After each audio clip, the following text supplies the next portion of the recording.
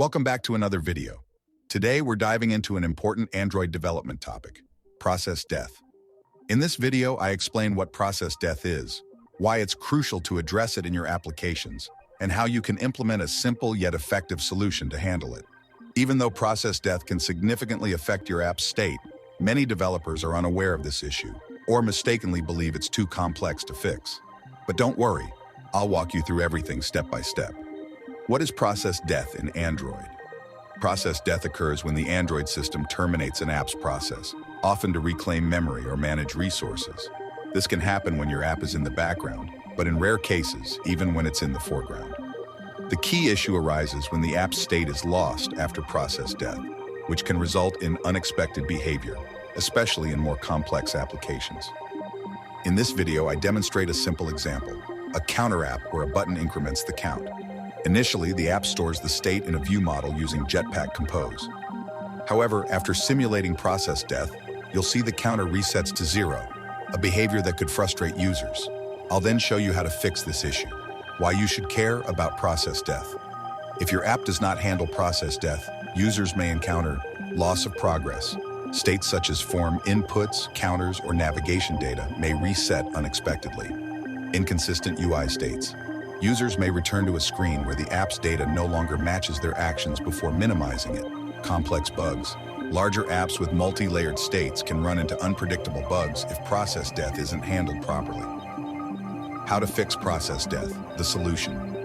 The golden solution to this issue is SavedStateHandle, a tool provided by Android for persisting state. Here's what I cover in the video.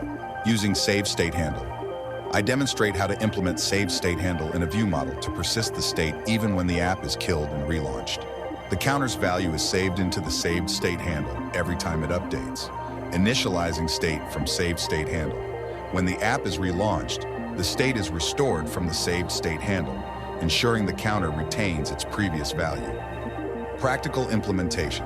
I show how to integrate this solution seamlessly into a Jetpack Compose app. The counter value is updated in real time and remains consistent even after process death. Handling complex states. For apps with more intricate state objects, I explain how to make your state class parselable and save the entire state in SavedStateHandle. This approach keeps your app robust even as it scales.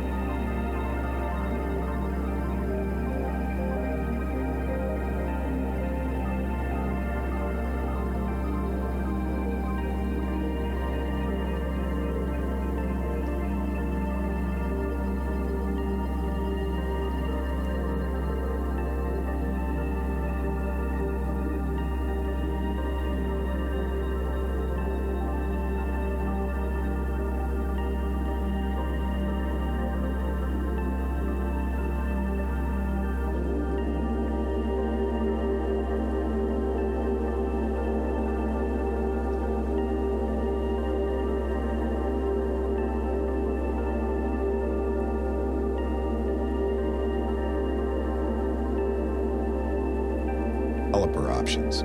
Here's how to enable it. First, go to your device's settings. Scroll down and tap System, then select Developer Options.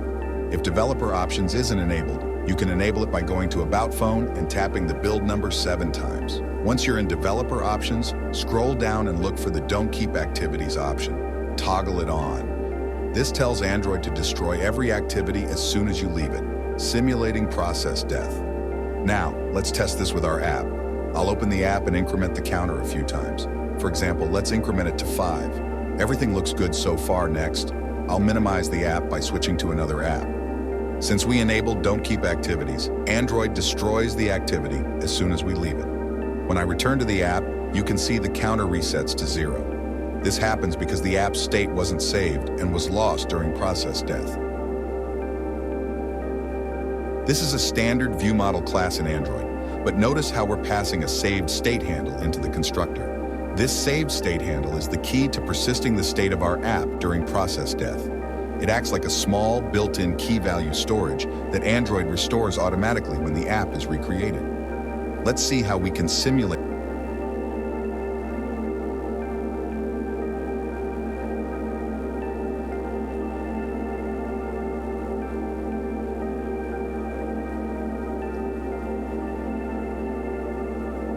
This is a standard ViewModel class in Android, but notice how we're passing a SavedStateHandle into the constructor.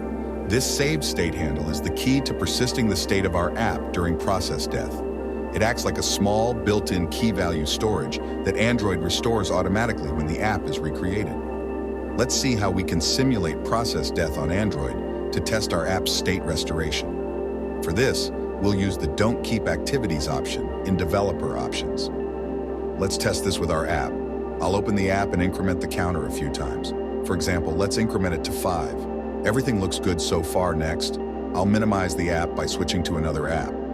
Since we enabled Don't Keep Activities, Android destroys the activity as soon as we leave it. When I return to the app, you can see the counter resets to 0. This happens because the app's state wasn't saved and was lost during process death. Now let's test the app again. But this time, we've implemented SavedStateHandle in the ViewModel to persist the state. I'll increment the counter again, let's say to 7, and switch to another app. When I return to the app, you'll see that the counter retains its value. The app correctly restored the state, even after process death. This is thanks to SavedStateHandle, which saved the counter value and restored it when the app relaunched.